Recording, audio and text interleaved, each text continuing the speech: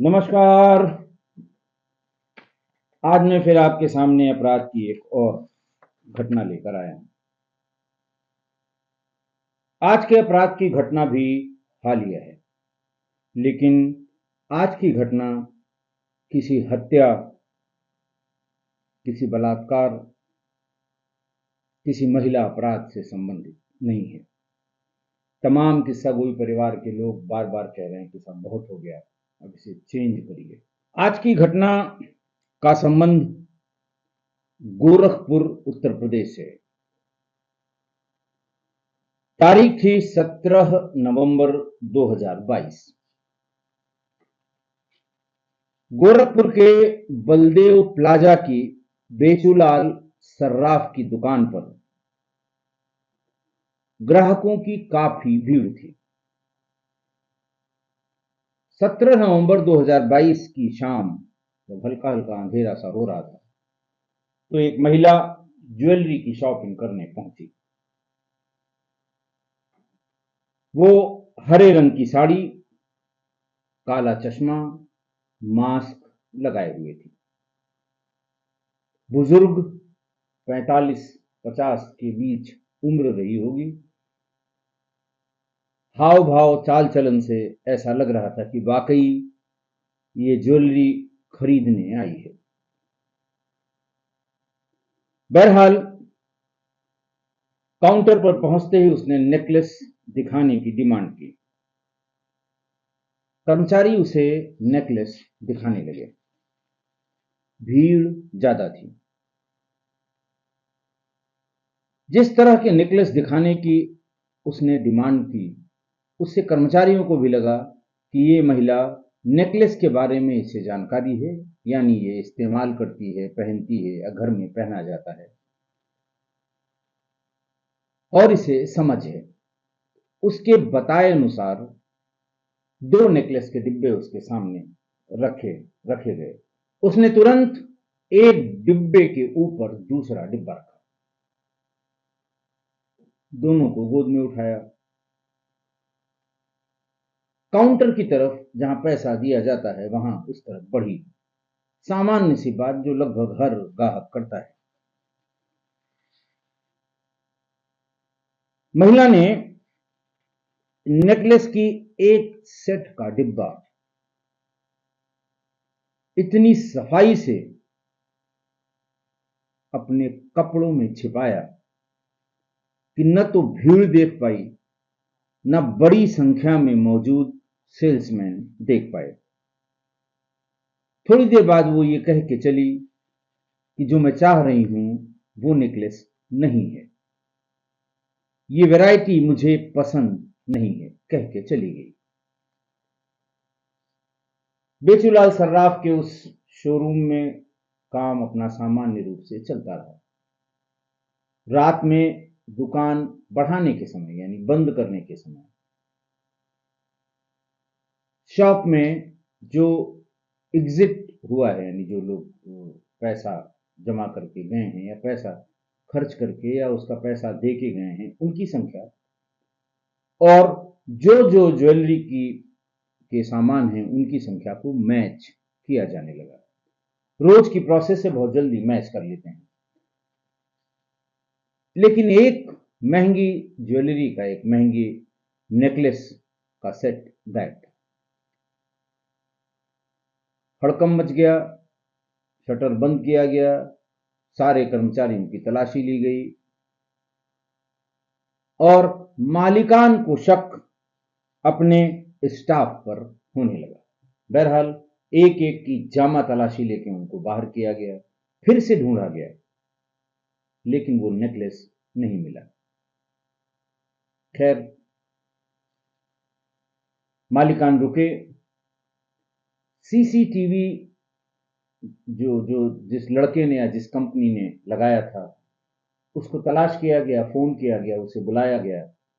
10-11 बजे के आसपास वो पहुंचा रात में, और तब इस महिला की करतूत सीसीटीवी में कैद हो गई थी।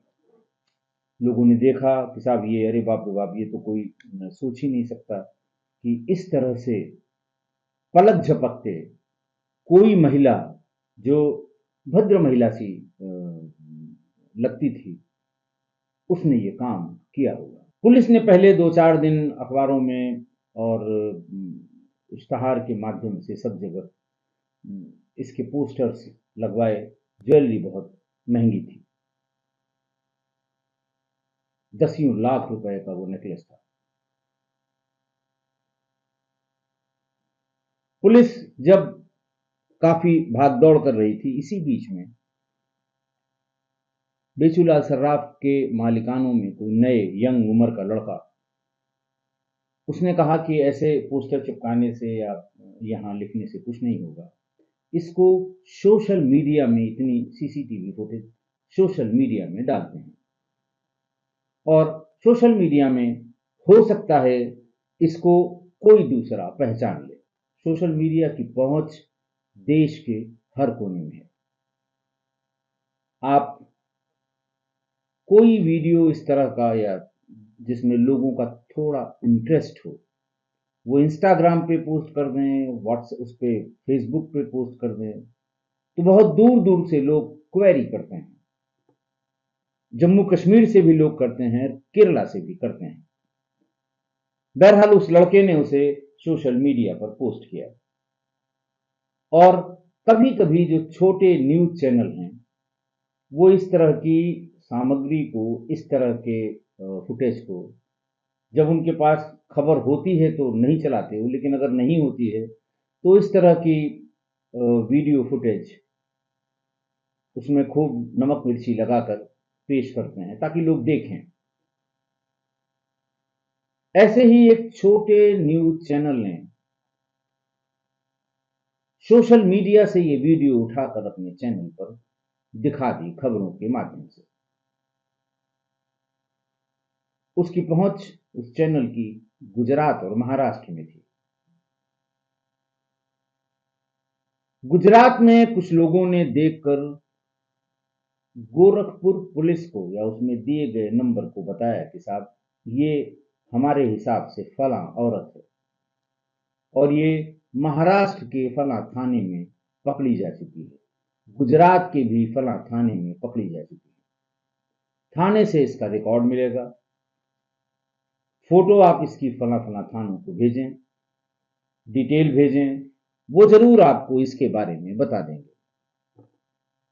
गोरखपुर पुलिस को जब ये सूचना मिली तो उन्होंने भी अपनी ताकत लगा के इन दोनों तीनों थानों पर जो सूचना आई थी भेजा इसे, और बात सही पाई गई। ये महिला, इसका नाम पूनम उर्फ पूर्णी पता लगा।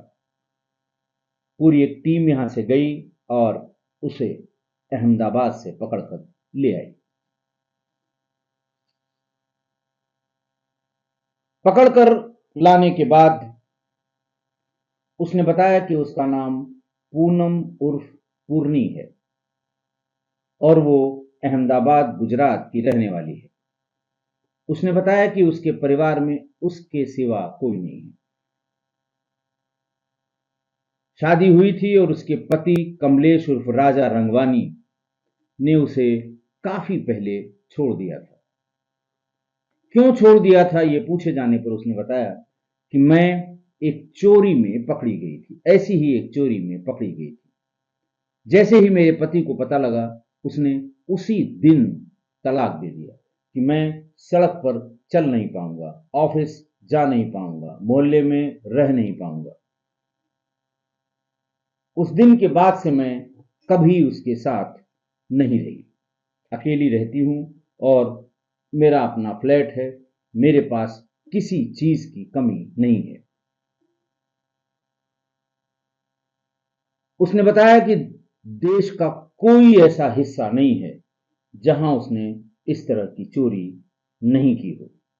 और पूछे जाने पर कि ये आखिर कहां से पता लगा, तो उसने कहा मेरे गुरु मेरे मामा हैं। मामा मुझे अपने साथ इस तरह की चोरियों में गुजरात से बहुत दूर, कभी पश्चिम बंगाल, कर्नाटका, आंध्र प्रदेश, महाराष्ट्र, वहां ले जाते थे और किस जगह को टारगेट करना है, किस समय टारगेट करना है, ज्यादा भीड़ हो, सकरा हो, यानी एक तरफ दुकानदार बैठा हो, सामान दिखा रहा हो, दूसरी तरफ सकरा हो, इसमें एक साथ 10 आदमी, 12 आदमी, जितना बड़ा काउंटर हो उतने ही खड़े हो सकते हैं।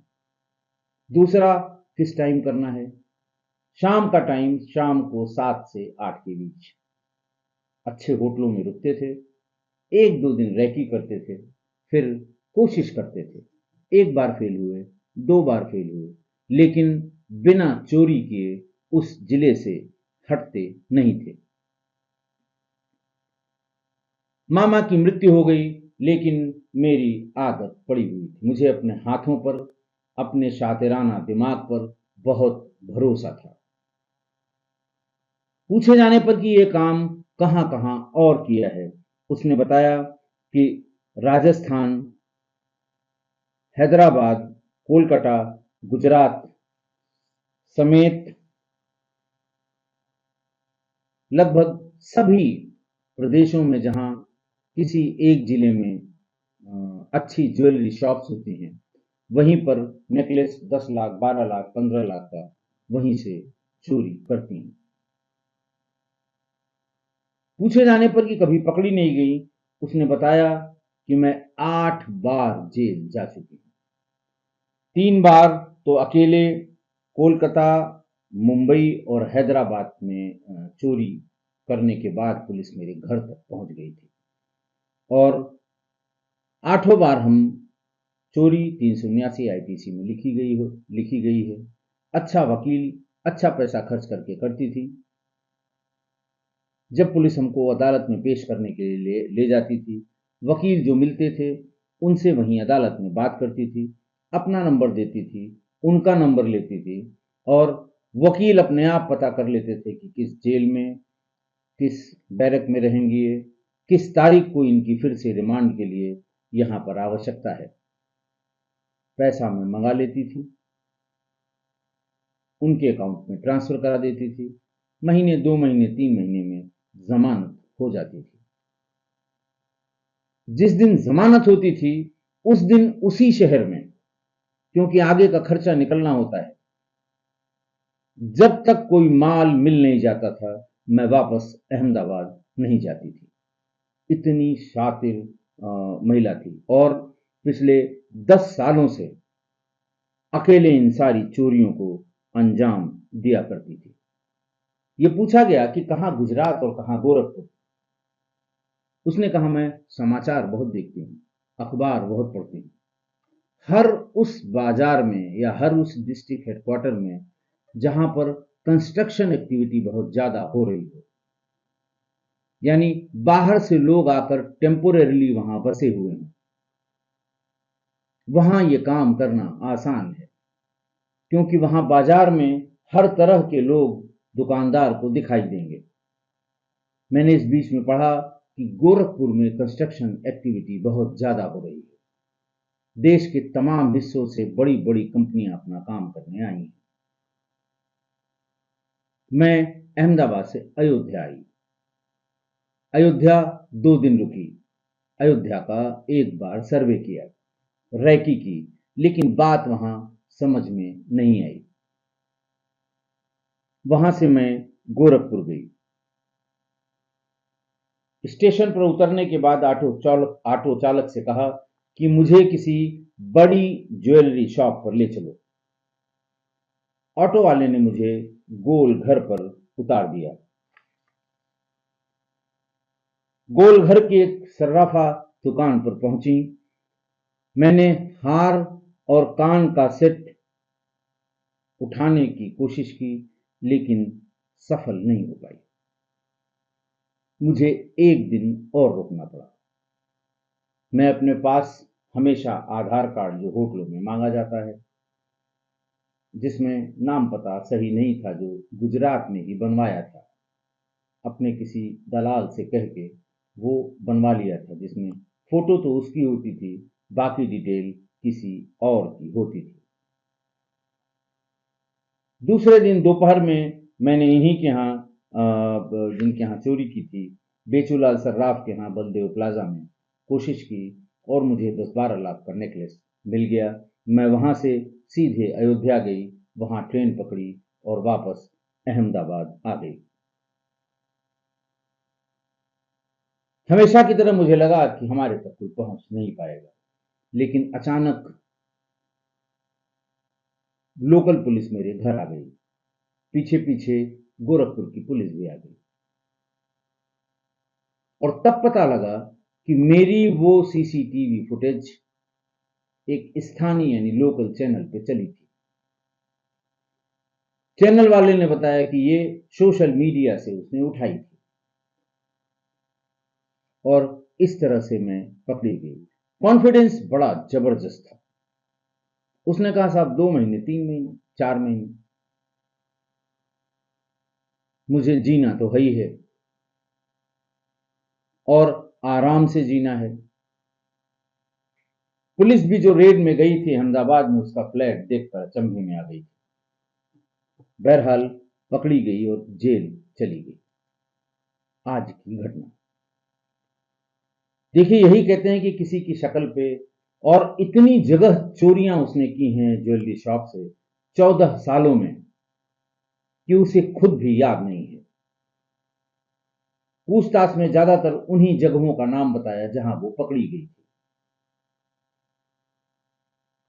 आती थी, उसको बेचती थी, पैसा अकाउंट में ट्रांसफर करती थी और मनचाही मन तबीयत से अपने रहा करती थी। उसे जिस चीज की जरूरत हो सकती है किसी घर में, वो सारी जरूरत की चीजें उसके घर में मौजूद थी।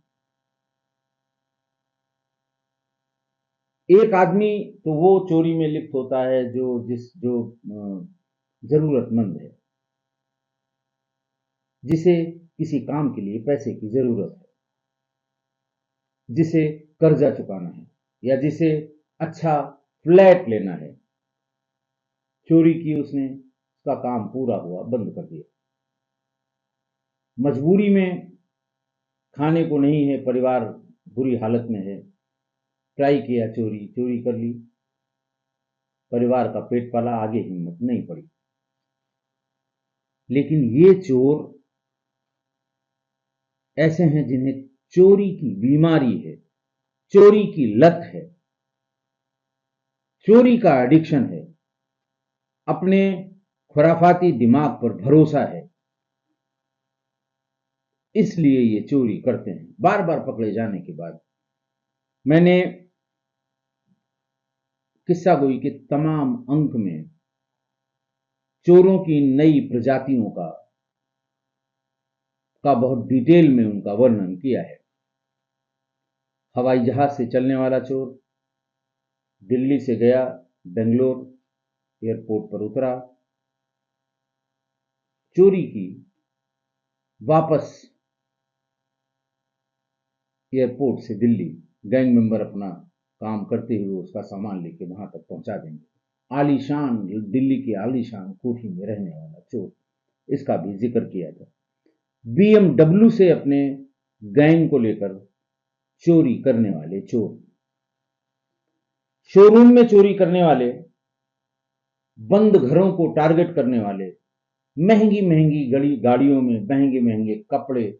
आप वो शहर में निकले तो कोई इस तरफ सोच भी नहीं सकता कि इसका धंधा ही चोरी का होगा। ऐसे चोरों के बारे में और ऐसी घटनाओं के बारे में मैं आपको बता चुका हूं।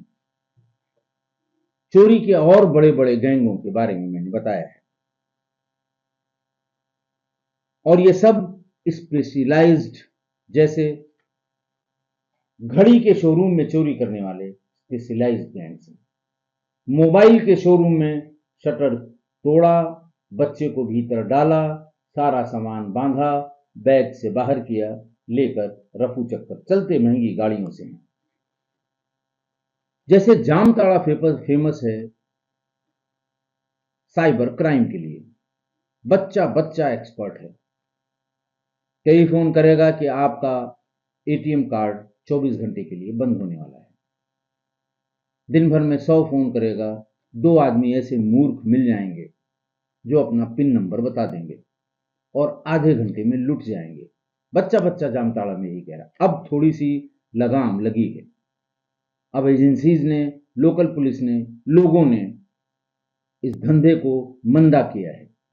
लेकिन इस चोरी का बड़ा गैंग जैसे जामताड़ा है, वैसे ही घोड़ा सहन, ये मोतिहारी और पूर्णिया या चंपारण जिले के मोतिहारी के पास नेपाल की सीमा से 4-6 किलोमीटर दूर एक गांव है, घोड़ा सहन। एक चादर वाला गैंग चलता है, महंगी गाड़ियों से ये वहां घोड़ा सहन बिहार से चलेगा, दिल्ली में पहुंचेगा, रात में बंद शटर के सामने चद्दर झटकेगा। एक चद्दर ऐसे, आने जाने वाले ये सोचेंगे कि गरीब हैं बेचारे, मजदूर हैं, रात में सोने के लिए चद्दर बिछा रहे हैं। लेकिन चद्दर को खड़ा किया, आगा पीछा पकड़ा, इस बीच में एक छोटा लड़का शटर को एक लीवर से उठाकर भीतर घुस जाएगा। ये लोग फौरन चद्दर को समेट के दूर से कहीं देखते रहेंगे। भीतर से मिस्ड कॉल या आवाज आएगी, फिर वो चद्दर लेके खड़े हुए, उसने अपना सामान बाहर किया। चादर गैंग, और इस चादर गैंग का कहर पूरे देश में है। पहले तो सिर्फ दोनों तरफ जिस शटर में ताले होते थे उसमें बीच में से उठा के और भीतर चले जाना और फिर सामान लेके बाहर आ जाना। फिर लोगों में चेतना आई, इसके बहुत ढेर सारे वीडियो वायरल होने लगे टीवी पर, सोशल मीडिया में। तो लोगों ने सेंट्रल लॉक भी लगाना शुरू किया, जिसमें एक सॉकेट होता है, लोहे की रॉड भीतर चली जाती है, जिससे आप रॉड लगाकर या लीवर लगाकर आप उसको उठा नहीं सकते। तो उसको कटर से काटने लगे। लोकल मार्केट में बहुत लंबे हत्थे वाले कटर होते हैं जो लोहे की रॉड को काटते हैं। चादर में लपेट के ले जाते हैं, ऐसा रखते हैं, चादर को फैलाते हैं, लोग समझते हैं कि सोने वाले हैं, मैले कुचैले कपड़े होते हैं, उसी रॉड से खट खट काट देते हैं, शटर उठाते हैं, भीतर जाते हैं। और आप जब जब पुलिस इस घोड़ा सहन में जाती है, इसके थानों में स्पेसिफिक गैंग चार्ट्स लगे हुए हैं कि ये लोग घड़ी के शोरूम में, ये मोबाइल के शोरूम में, ये ज्वेलरी के शोरूम में ये चोरी करने का काम करते हैं।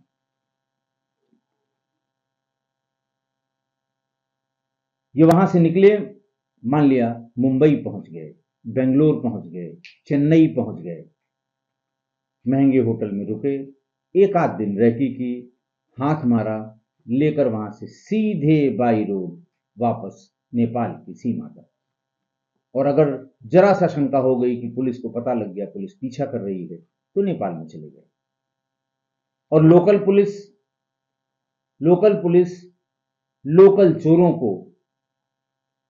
लोकल चोरों पर कहर बन के टूट पड़ती है, क्योंकि ऐसे बड़े व्यापारियों के साथ व्यापार मंडल होता है। उस दिन के लिए दुकानें बंद हो जाती हैं, चौराहा जाम हो जाता है, सभी धरने पर बैठ जाते हैं, जिंदाबाद मुर्दाबाद के नारे लगते हैं। पुलिस अधिकारी मजिस्ट्रेट आते हैं कि भाई अब हो गया, तो उनसे कहते हैं बताइए कितने दिन में बरामद होगा, चोर कितने दिन में पकड़े जाएंगे। अब फिर वही लोगों को उठाने के लिए कभी पुलिस 1 हफ्ता कह देती है, कभी पुलिस 10 दिन कह देती है, फिर उनको मैनेज करती रहती है कि दोबारा ये सड़क पर ना आए। और कुटाई उन्हीं लोकल लोगों की होती है, मार मार के भूसा कर देती है पुलिस लोकल चोरों को। और ये सपने में भी नहीं सोच पाती कि ये गैंग 1000 किलोमीटर दूर से चलकर आया और 1000 किलोमीटर चलकर इसने सारा काम अपना डिस्पोज ऑफ कर दिया, सारा माल इसने डिस्पोज ऑफ कर दिया। केवल अच्छी इलेक्ट्रॉनिक सर्विलांस से। घटना के दिन ये कभी मोबाइल का इस्तेमाल नहीं करते, लेकिन जब ये आते हैं रैकी करने के लिए, अगर इन्होंने उसी दिन आए और काम किया, निकल गए, बहुत मुश्किल होता है इन तक पहुंचना। लेकिन अगर ये एक दिन में काम नहीं कर पाए, होटल में रुके 2-1 दिन, तो ये मोबाइल का प्रयोग करते हैं। और इलेक्ट्रॉनिक सर्विलांस की अच्छी टीमें 1 दिन 2 दिन पहले के डंप डाटा इकट्ठा करते हैं, बाहर के नंबर कौन है, वेस्ट बंगाल का नंबर कौन है, बिहार का नंबर कौन है। फिर उसको ट्रैक करते हैं, तब उन्हें रूट मैप मिलता है कि ये कहाँ से चले, कहाँ रुके, कहाँ वारदात की और कहाँ के लिए निकल गए। तब जाके इन्हें कहीं पकड़ा जा सकता है, लेकिन माल कभी बरामद नहीं हुआ। हुआ भी तो थोड़ा बहुत हुआ। मान लिया कुछ मोबाइल नेपाल में भेज दिए, कुछ इंडियंस नेपाल से उसे खरीद कर ले आए। आईएमआई नंबर चोरी किए, जिसकी दुकान से चोरी होती है वो आईएमआई नंबर देता है। आईएमआई नंबर रन कराए गए, आदमी पकड़ा गया, वो बहुत बताएगा कि साहब हम फला जगह से ले आए हैं। 4-6 मोबाइल सेट बरामद हो गए, मोबाइल सेट उसी के होंगे। कभी पूरा सेट बरामद नहीं। इतना इनका सिस्टमेटिक काम है इस गैंगस्टर का। जामताड़ा की तरह एक बार सबको लग के इस तरह के गैंग्स को नेस्तनाबूद करना होगा, वरना हर बार जाड़ों के सीजन में ऐसे ही ज्वेलरी शॉप्स के या बड़े बड़े शोरूम्स के शटर टूटते रहेंगे और लोग लुटते रहेंगे। आपको अपने ऊपर, दुकानदार को बहुत भरोसा होता है अपने ऊपर कि जो आने वाला कस्टमर है ये कितनी औकात का है। अगर वो 1 लाख से ऊपर का सामान दिखाने को कहता है तो वो बड़े अनमने ढंग से दिखाएगा। उसने पढ़ लिया उसने कि इसकी औकात 1 लाख से ऊपर की नहीं है, और किसी दूसरे को देखा तो उसको 5 लाख से ऊपर का दिखाना ही शुरू करता है। उन्हें अंदाज है कि ये 10 लाख तक जाएगा। ऐसे ही साड़ी बेचने वाले, कपड़े बेचने वाले, भैया जरा और दिखाइए, तो उसने रीड कर लिया कि या तो पूछ लेगा किस रेंज में दिखाऊं, या वो रीड कर लेगा कि भैया ये 150 रुपए मीटर से ऊपर का कपड़ा लेने की ताकत नहीं है इसमें। अगले 2 लोग आए तो उनको 500 रुपए मीटर से ऊपर का ही कपड़ा दिखाएंगे। बड़ा भरोसा होता है शॉपकीपर जो होता है, वो चाहे जिस ट्रेड का हो उसे बड़ा भरोसा होता है, और इसी भरोसे पर चले जाते हैं, क्योंकि सब कुछ जो दिखता है वैसा होता नहीं है। तो आप अपने उस पर, अपने जज करने की अपनी क्षमता पर पूरा भरोसा करें, लेकिन कभी कभार टेस्ट कर लिया करें। वरना जैसे ये पूनम उर्फ पूर्णी ने चश्मा लगा के, महंगी साड़ी पहन के, मास्क लगा के, बहुत स्टाइलिश ढंग से थोड़ा अंग्रेजी थोड़ा हिंदी में जो पूछा, तो सामने वाले का जो जजमेंट है भटक गया। वो उसने 10 लाख का मांगा, इन्होंने 15 लाख का दिखा दिया। वरना मैली कुचैली साड़ी पहने हुए, घूंघट काढ़े हुए, उसको तो 10,000 से ऊपर का दिखाएंगे ही नहीं। इतना भरोसा होता है इन बिजनेस करने वालों को, इन सेल्समैन को, दुकान पे बैठने वालों को। तो ऐसे लोगों से कहूंगा कि कभी कभी अपने इस भरोसे को, अपनी इस एक्सपर्टाइज को, जिस पर आपको बहुत भरोसा है, उसको चेक कर लिया करिए, टेस्ट कर लिया करिए। प्राइमा फेसी आपको लगा कि 20 लाख का आदमी है, चेक कर लीजिए कि कितना का सामान देख रहा है। पूछ लीजिए कि साहब किस रेंज में दिखाऊं, आपको अंदाज लग जाएगा। अगर उसने कहा कि साहब 50 से ऊपर नहीं जाऊंगा मैं, तो आपको अंदाज लग जाएगा कि आपकी रीडिंग गलत है। या ऐसे बहुत साधारण वेशभूषा वाले आदमी से आपने 1-2 बार आपने 1,500 10,000 की चीजें दिखाई, और वो और मांग रहा है, तो आप पूछें साहब किस रेंज का, और उसने हो सकता है कह दिया कि हमें 5 लाख से 10 लाख के बीच का चाहिए। तो इसका मतलब आपका जो आपको जो अपने ऊपर कॉन्फिडेंस है उसमें कोई न कोई कमी है। वैसे इस परिप्रेक्ष्य में तो नहीं, एक दूसरे परिप्रेक्ष्य में 1973 की 73 में एक फिल्म आई थी दाग। 80 के बाद की पैदाइश वाले नहीं सुने होंगे इस गाने को, 85 या 90 के बाद की पैदाइश वालों ने नहीं सुना होगा।